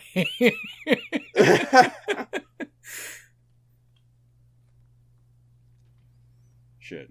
There's a fly in here. I'm trying to kill it. Eat it. It's protein. This isn't a bit I'm doing. There was actually a fly that I saw. You and your crazy fly antics. Yeah, fucking... I'm the... What a... just a couple of cards. I'll try killing this... I'll try killing this fly while I listen to y'all talk about Art, because I didn't watch this one either. But it is on my plan to watch. Is anime art? Or is art anime? This one is fine. Are you the only one watching it? Oh, am I the only one watching? Yeah, I'm not watching it. Either. Oh, well, Shoot. Tell us Ember talks about art this section. Well, I'll give it's like Renaissance-y era kind of thing. It's like, it's a women can't be artists thing, then she proves them wrong kind of story. That's fine. Hell yeah. It beats you over the head with it, but not too much. Man. There is a great scene where, like, forced she, like... like she cuts off her hair like in the first like half of the thing, and it's like everyone's like wowed, and she's like, "Oh, was that not enough? I'll cut off my tit too. How about that? How about that?" Cutting my tits off to own the libs. Really showed them, huh? It's a fine show. I'm enjoying it. Man, I hate when they shoehorn politics into my anime. Yeah. Is it like super historical fiction, like trying to keep the time period really strictly, or okay? Nice. Yeah, it's like Renaissance. Like there's a scene like in the second half, she's like shaving like wood boards so that they can be like used to paint on and stuff. So yeah, there's a guy in here named Leo. Any particular connections to Leonardo DiCaprio? I don't think so. Yeah, I don't. No, not Leonardo DiCaprio. You fucking. Does he build a helicopter later? I didn't even like process that for a second. I'm just like, oh yeah, Leonardo DiCaprio, the artist. The only reason why everybody loves. The reason why I thought of it is because I said that once in a video. Leonardo da Vinci is from Fate Grand Order. You dumbass. No, he's from Assassin's Creed. Right. Idiot. Oh, he wasn't real. I thought you were a real gamer. All right. I would recommend it. It is a fine show. Okay, that's good to hear. I was afraid of the sort of women can the women empowerment angle of it. Not that I hate that or anything, but I didn't want them to beat me over the head with it. So if they've got that under control, then that's nice. Yeah, those crazy women. What will they do next? Well, next on the list is Fujo Keiji, Balance Unlimited. Yes. Another thing I didn't watch. Damn it. It's not great. Really? Oh, really? I'm not a fan of it. Tell me why. It's a little bit of everything. Like, just like... Well, first of all, I don't like the detective guy at all. Which one of them? The rich one or the poor one? The rich one. Oh. You don't like the review, bra? The crux of the show. I'm not a fan of him. Oh, okay. Just very annoying. I'm like, I get that they're jokes, but it's just they don't work for me. And then just a lot of stuff like technically, like the sound design is way the fuck overblown in everything. Yeah. I didn't Yeah. notice the sound design. I did notice the soundtrack. It is... Yes. The soundtrack is horny on main. Yes, the horn. Yes, that's. It is what I would That is call an act- fuck jams. Wait, isn't That is the true. composer I think it's for the composer for this- JoJo. Someone told me Yeah, that. Yeah, yeah. Was it Yugo Kanno. Yugo Kanno? Yeah. No, I think it's a pretty fun show. There's only 2 episodes out, right? I think so. Because I've only seen watched 2 and I first couldn't find any more. Yeah, I think it was one of the first ones to go on hiatus. Yeah. I don't know. I think it's kind of a fun premise. Like, you have this Uber Chad just spending absolutely absurd amounts of money to solve every problem, and you have the set in his ways, old school cop who goes on like week-long stakeouts, and then the other guy shows up and it's like, I just paid someone for this information, fuck you. No, I mean, he is literally the meme of Batman's superpower is money. Because he just shows up and solves everything with money. He's in an attack helicopter, and before he shoots a bazooka at a skyscraper, he buys the skyscraper. Just to avoid having trouble with the owner. It's pretty fun. I don't know. I enjoy it. I think the Daisuke guy looks like... I think, again, Jack from the Discord pointed out that he looks like grown-up Boss Baby. And I can never unsee that. He looks like such a shitheel, and I don't really like him either. But I like that the other main guy is really annoyed with him. Yeah. Yeah. Yeah. I don't hate it. It's just like not vibing with me. And a gag I really appreciate with it is that at the end of every episode, they show like a bill for what was bought. How much money was spent. Nice. The OP is balling. It's super cool. Balling. The animation is really good too. And the voice acting. I didn't notice the sound design being weird, I gotta say. I want to see it because it's a good staff. It's the director of Erased. Well, it's also the director of Sword Art Online. Yeah, but hey, the director of Erased. Let's not do this again. Yeah. I don't know. Yeah, that's a shame, I guess. Oh well. Next, Appare-Ranman. This is. Ooh. I think I'm the only one who watched. I'm not watching this, but when I looked up clips to use in the background for this episode, I was like, why am I not watching this? Oh my god, it's Fury Road. It's a race in these weird-ass post-apocalyptic desert cars. The biggest comparison that people are making is JoJo Part 7. Yeah. Which I hear is the best JoJo. Not having watched any JoJo, I always hear people ranting and raving about Part 7. Yeah, it's a kind of older timepiece. It's a race across the country, I guess, with all these weird characters. I don't know. I don't have a lot to say about it right now, but I did enjoy it. Right. I thought this it is was a reboot fun. of an existing series, right? Is it? I don't think so. Maybe I'm completely wrong. Maybe you're thinking about Anpan-man. Lol. Let's pretend I didn't say that. Yeah. I believe this is just completely original. Let's cut that out of the episode. Yeah. But PA Works has done, I think there are some shows labeled as original that aren't really original, like Uma Musume. This one looks like it's like a Uma mixed Musume media came out before the game kind of did. thing. Because like I'm looking at it, and, like a manga for this launched at the same time as the anime, so it's like it looks really smooth too. It's like really well animated from the stuff I saw. Oh, of course, it's PA Works. Yeah. It does have some ridiculously over-designed characters. Like, I hate the main character's design. I saw some people. The paint on his lips drives me. What the fuck is on his lips? Why does he have that? Maybe dial it down just a little bit. It's so distracting. It's possible to over-accessorize your characters. Yeah. I know it's anime and it's out there, but come on. Even though I actually like this character because he has such a. He's a very monotonous, very low key, but he has such a punk attitude. He just doesn't give a fuck about anyone. He just wants to make his own stuff. Mm-hmm. And so is it like about an inventor kid? Is this Anakin Skywalker building his pod racer? Yes, that is exactly what the show is. You should watch it immediately. Now this is pod racing. Jesus. Now this is pod racing, the anime. That is what Appare-Ranman. Literally the best. I'm not going to say anything else about it. That's the recommendation for the show. It's literally the best part of any Star Wars movie, the pod race. Yes. Hey Maz, guess who did the music? Kevin Pinkin. Who? It's none other than infamous Big Order composer Evan Cole. Oh, that's right, it's Evan Cole. I forgot about that. Oh. Yes. There's another reason. Big another Order. banger soundtrack from Evan Call, my dude. Shout out to Big Order, which I watched kind of recently. Shout out to Evan Call's My Anime List profile picture, which is him holding a snake. Yeah. We had a discussion about that like long ago on a Violet Everweekly episode, I think. I think so, yeah. About what? Him holding a snake. Oh, a snake. Yeah. Yeah, it does have a really That is great a very soundtrack, Chad photo now that I'm looking at it. Of course.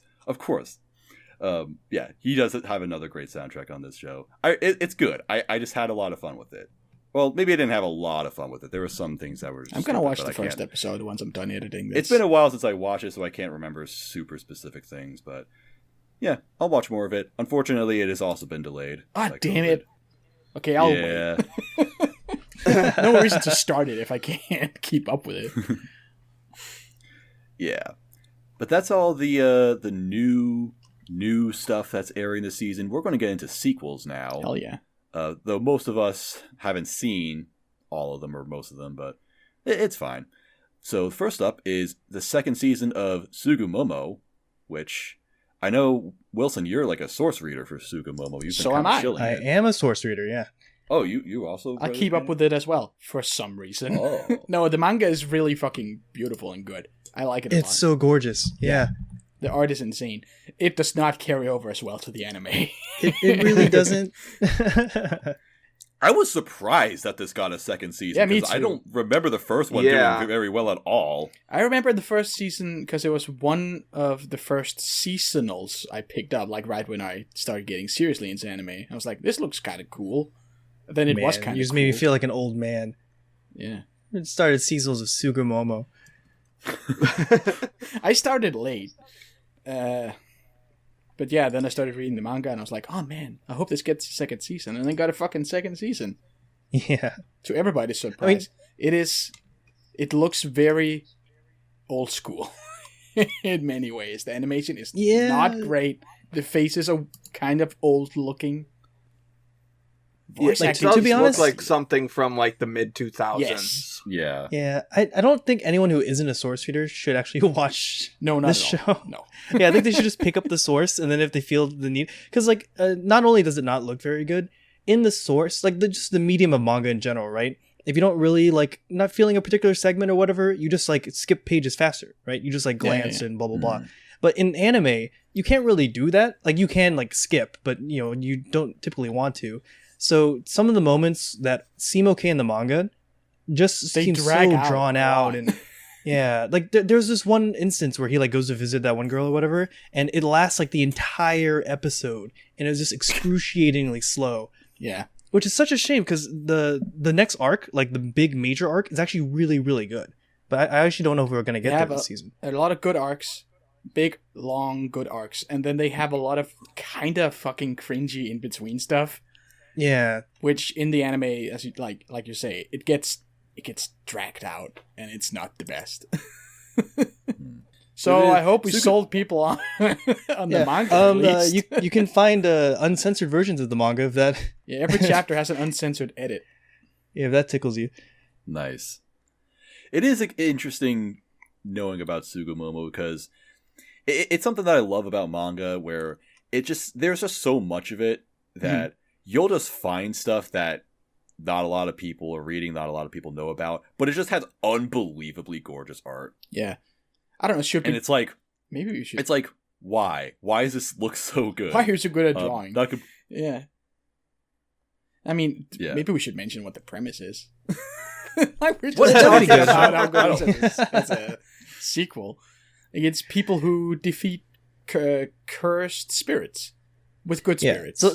So, Tsukumogami, I butchered that, but whatever, I'm rolling with it. They explain this every episode, just like what Killing Bites is in Killing Bites. Exactly. They're like objects that are given power because you've either like cherished them or like been with them a lot. So over time, people imbue power into them, and then they actually get enough power to like have a form. So like the main girl, Kiriha, is a obi, was made into a girl, basically. Yeah, it's but over time, family Obi has been in the family for like 100 years. And now it's been possessed by a spirit to help the family. Exactly. It was like passed down from his mom to him, and generations probably. Yeah. Now the thing is, that's made over a long period of time, over a lot of like care and whatever. However, there are another thing called amasogi, which are basically your doubts and fears consolidated really rapidly into another object, and that becomes basically like a monster or a demon. So the premise of the show basically is kind of this like episodic adventure of finding these amasogi and then defeating them using your Tsukumogami. But as always, there's like this big bad plot line in the background. Oh, where are all these amasogi coming from? Yeah, why are there so many right here? Wonder what. Why are they so that. strong? Oh, yeah, and that's a lot of gods. That's a lot of lollies. There's a lot of fan service. Also, the show is like 60% ecchi. So yeah, there's a lot of ecchi. Nice. I miss that in anime. I'm all for it. Monster Musume Season 2. When is it happening? Come on. Oh my god. Never gonna happen. Are you up to date with that as well? Because it's so good. What? Are you up to date with Monster Musume as well? Oh yes, of course. The manga. You're kidding me? Yeah, right. There's a chapter every 2 years now. it's so don't long. Don't remind me. We need the farm arc, dude. We need the farm arc. I don't know about that. I don't know if you could air that. Of course you could. Why well, they aired Ishizoku Review. Wait a minute. Hey, wait a minute. Hey. Fucking watch Funimation pick up Monster Musume Season 2 and then cancel it when it gets to the farm. Oops. Whoops. Well, something else that Panic is very passionate about. Second season of Book. It's Book. Book is back. Book Street's Book. All right. No, it's okay. I liked season 1 because it's the Dr. Stone premise of person with a lot of knowledge that other people don't have. Speed runs evolution, kinda. Speed runs a bunch of progress and invents a bunch of stuff that they didn't really invent, but because they knew about it from either another world or the future or the past or whatever the fuck you want to say, Dr. Stone. So like they just have all this extra knowledge that no one else has, and you see them kind of achieve their goals by being know-it-alls. But season 2, like the whole point of season 1 is, I sure as fuck love books. I need to reinvent books, like the printing press and paper and blah blah blah, and using connections and weird inventions to do that. Season 2 is just all about her being a priest now. And because then she gets access to their library. Ascendance of a priest? I guess that's the ascendance. I don't know. She's like become a noble level priest by bribing the priesthood or whatever. Wait, now, is she still 5?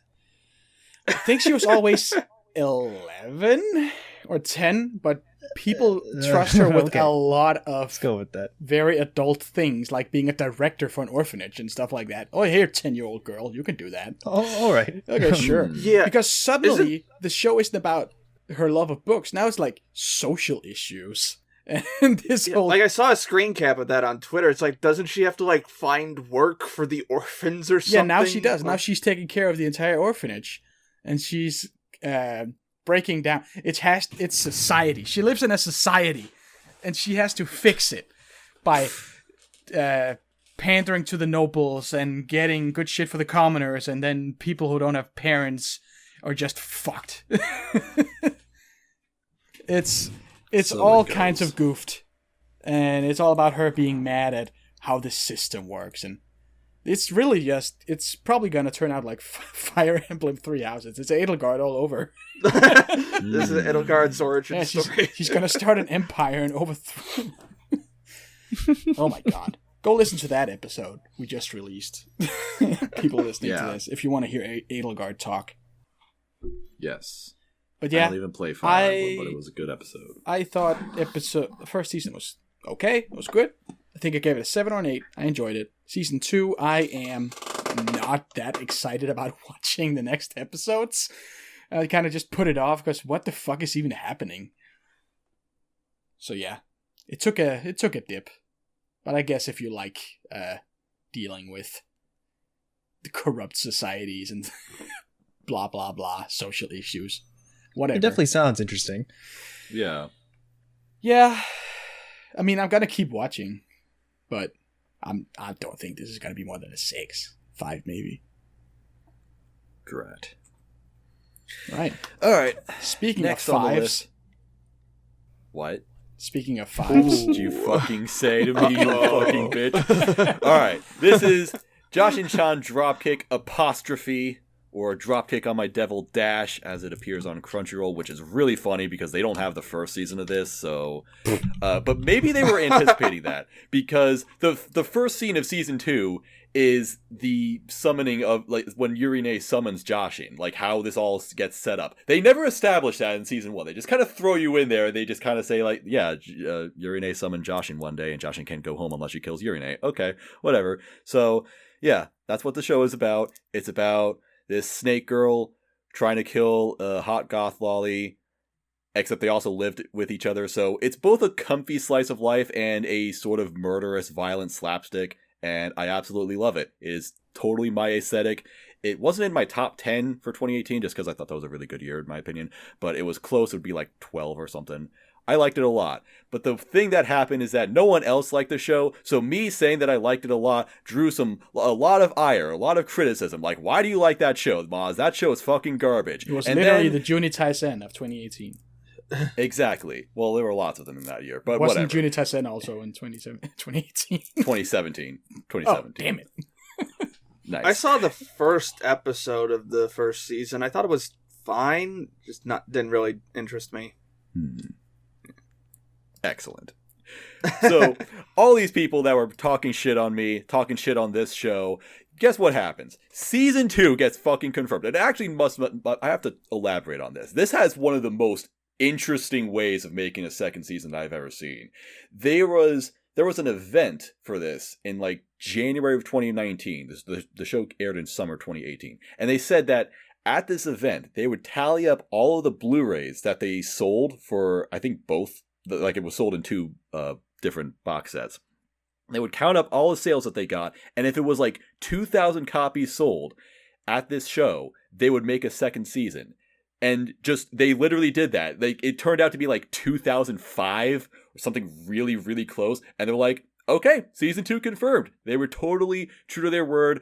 So that's my ultimate victory against everyone. Everyone talking shit about shows that I that like. you bought 2,000 copies of Jashin-chan Dropkick. Yeah, get owned. I bought all 2,000 of them.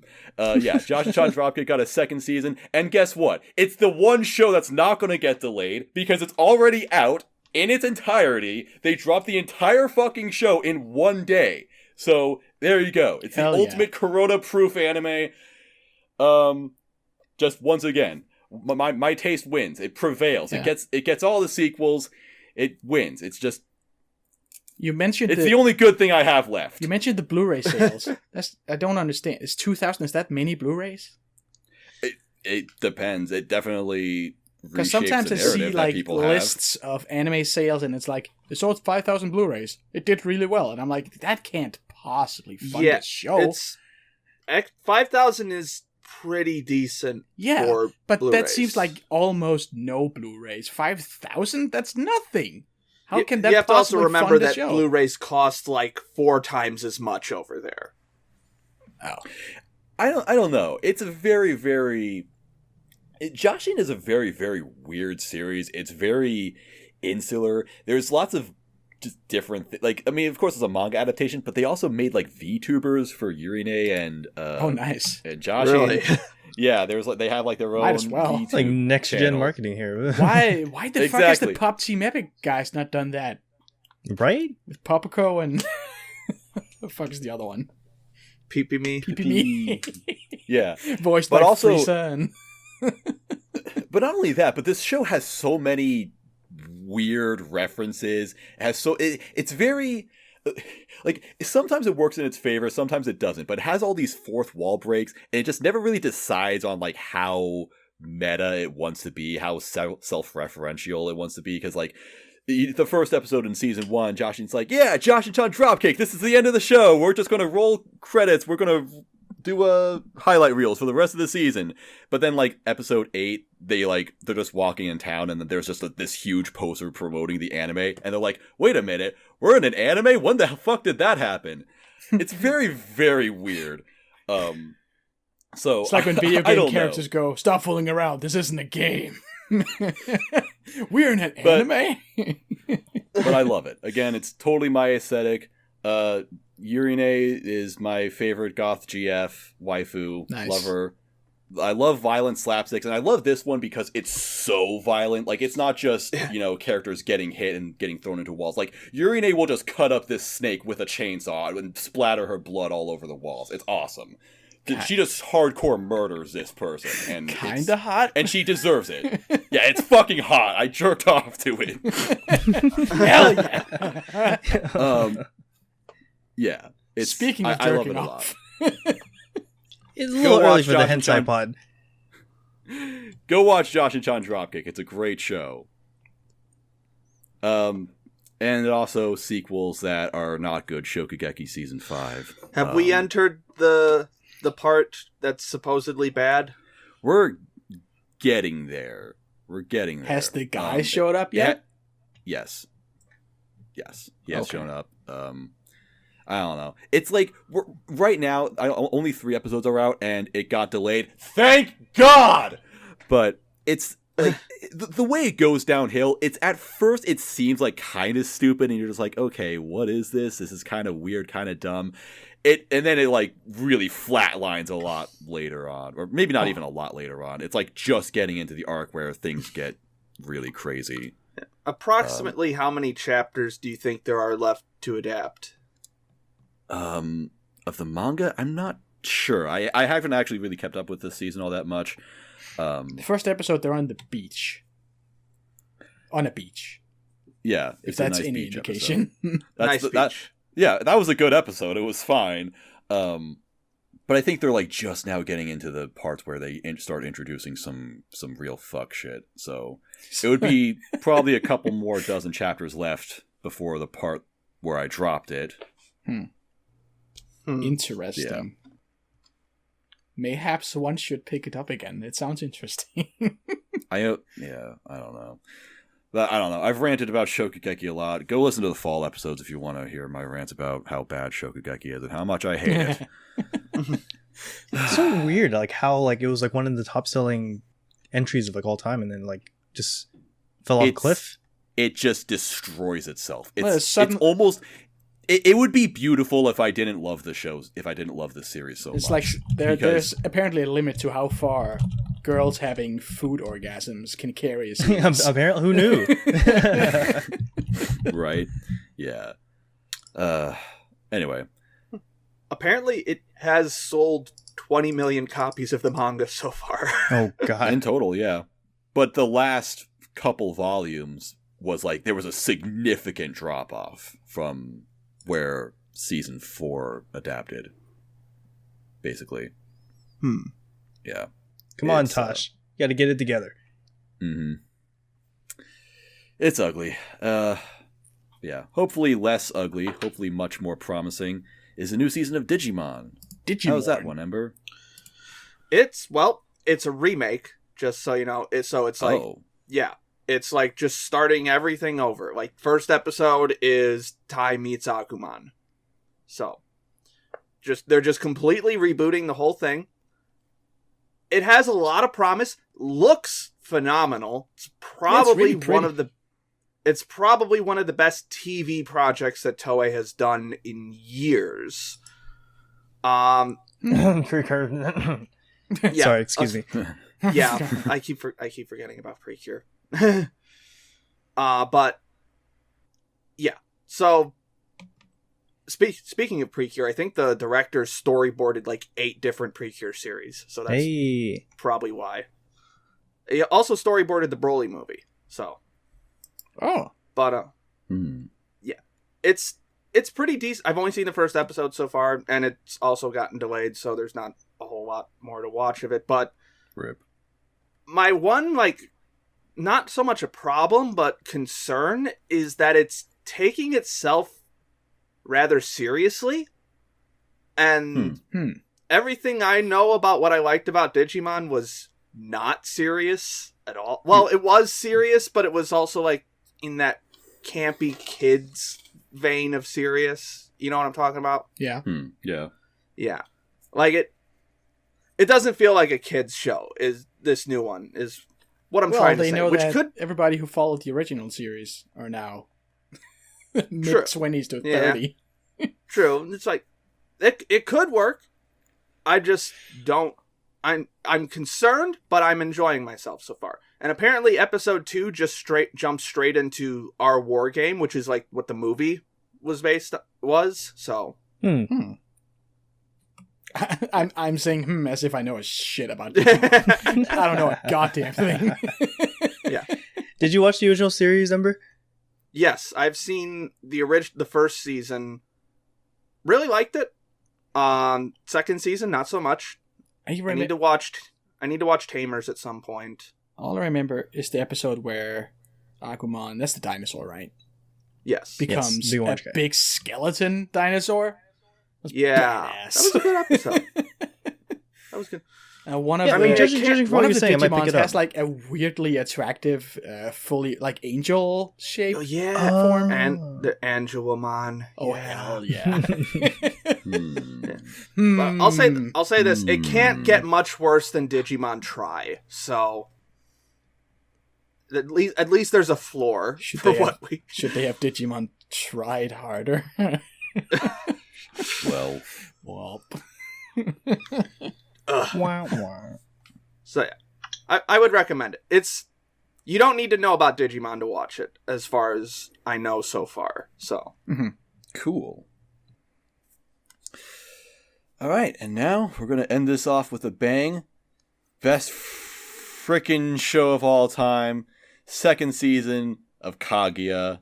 Love is War. Amazing. hell yeah. Yeah, it's alright. It's okay, I guess. It's okay, I guess. Okay, only the thank best you for thing listening. And that's all. No, it's wonderful. I at least have to explain something. Because this had another amazing season 2 hype thing. So, after season 1, of course, it was my favorite anime of 2019. I was complaining that season 2 didn't get announced immediately, especially considering that March of 2019 there were sequels just announced for everything ever. So I'm like, why? Kaguya is so great, it's amazing, it's successful, why isn't it getting a second season? What the fuck? This better not be another one of those shows where it's never going to get a sequel. Why isn't it getting a sequel? And I've been just ranting about this for months. Where is Kaguya season 2? Why hasn't it been announced yet? One day, just one day, there was some sort of event somewhere for something, I don't know. But in this event came the announcement of an anime adaptation for Slime 300, where I've been killing slimes for 300 years and maxed out my level, which is a light novel that I'm a fan of, because the main character has a nice witch hat in it. Oh, hell yeah. There was another light novel that also got announced for an anime adaptation called The Journey of Elena, which is another witch hat light novel. They were just literally announced together. They marketed these two things together. They know their audience. They know what they people know want. You. They know exactly what they were doing. So I'm like, awesome, 2 witch hat anime in a row. And I think from the same event, there was another anime that got announced that wasn't specifically a witch hat series, but it did, like, the cover of it did have a girl with a witch hat on it. So I'm like, wow, amazing. Nice. In one day, 3 quality witch hat anime are coming out. 3 Solid announcements for that. Themes. Amazing.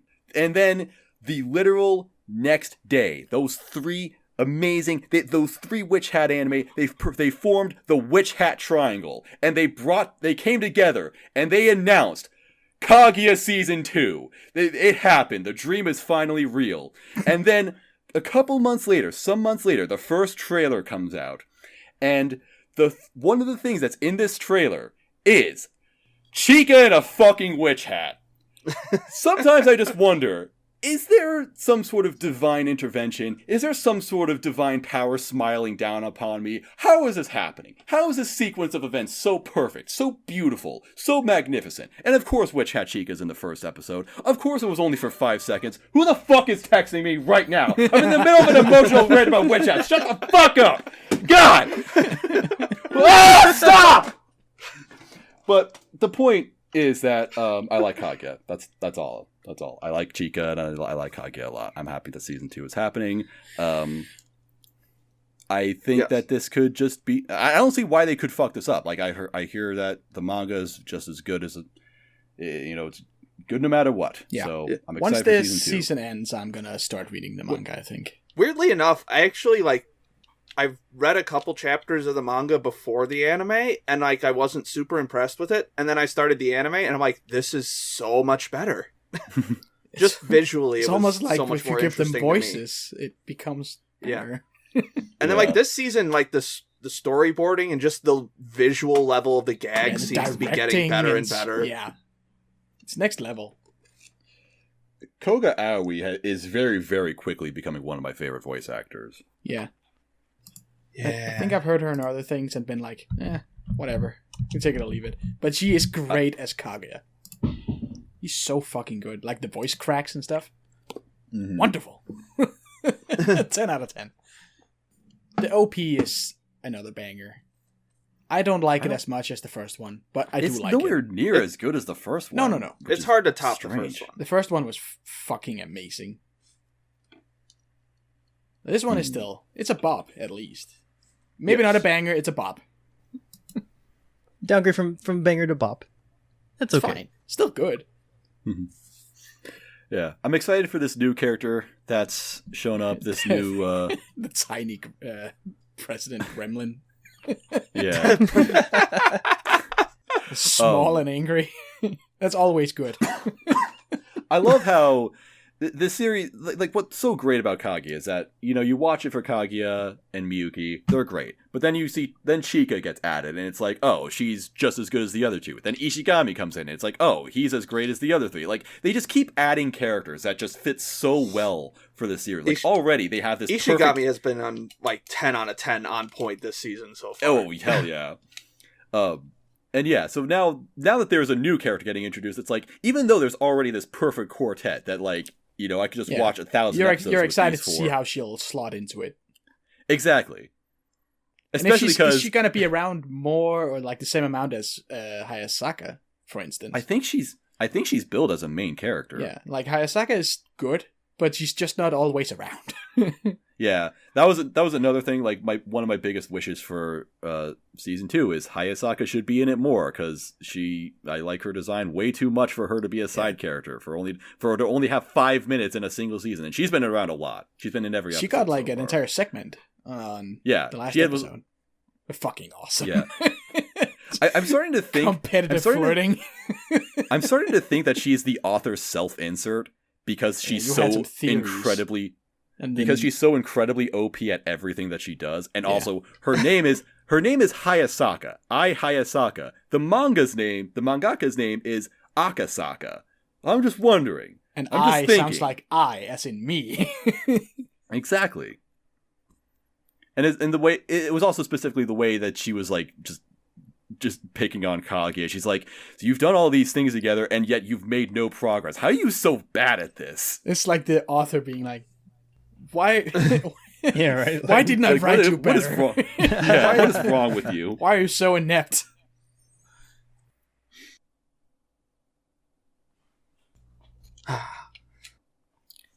All around good season, I think.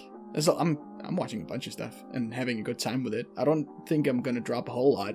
Besides Gleipnir and Gallon Dino. I watched the other. I feel like I dropped a third thing, but now I'm blanking on it. Yeah. Tsugumomo? No, I'm watching Tsugumomo. No. I'm not gonna drop Tsugumomo. Yeah, I think crazy? Well, I thought you were dropping it just because you were reading the manga. Oh, no, I'm gonna keep watching it because it's still fun. Alright. It's got good fights. Yeah, it is a pretty good season. Yeah, there's only one other show that we didn't mention that I'm watching. It's a magical girl series from the Machikado director. Mukul Dreamy. But that one got delayed too, so... rip. Well. But yeah, otherwise it's looking like a pretty solid season. Yeah. It just, be a matter of when are these shows going to end. So I guess I'll mention that. what are we going to do for the retrospective? Are we still... I think what the plan will be, and this could change because, you know, we don't know what's going to happen. You know, some shows might only be delayed for 3 episodes, like they say, but they could get, some others could get delayed again. Some haven't even announced when they're coming back. No, So I mean, we'll review whatever ends. Yeah, we'll review stuff at the end of the season. We'll probably just review, you know, just whatever, like not only whatever has ended, but even the stuff that hasn't ended. If it has had more episodes than the recording of this episode, we might talk about that. But I want to do a sort of other thing, because maybe with all these seasonals getting delayed, this might open up some time to get to our backlogs. So something I want to do, and I encourage you guys. Ugh. Yeah, something I want to do, Those and encourage exist? you guys to do is just to watch at least one thing just in your backlog. Or it could be a rewatch, could be something, I don't know. Just watch a non-seasonal, and we'll just talk about that on the retrospective. Does a rewatch count? Yeah. Okay.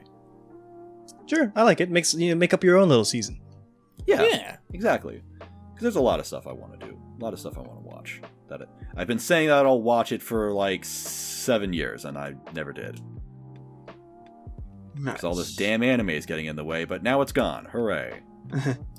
Anime is canceled. Thank God. Hip hip. Anime's dead. Long live anime. So that being said, one last thing. I'll just say real quick, around the horn. Top 3 anime of the season. Let's start with Panic. Oh my god, that's a heavy one to drop.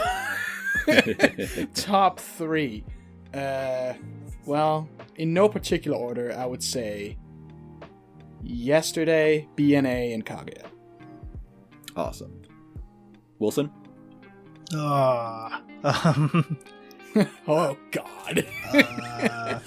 Hamefura, Kakushigoto, BNA. Cool. Ember? I think I gotta go with Panic on this one. Kaguya, BNA, and Yesterday. Oh, hell yeah. Nice. And then I've got Kaguya, Jashin-chan, and... Book. My third one. I think I'll go with Hamefura as my third. Hey. Hey. For now. Yeah, Hamefura is good. CBT, BNA. Yep. Yeah, I guess that's it. I guess that's the end of the episode. Thank you all for listening, and thank you guys for being on this episode. Hell yeah.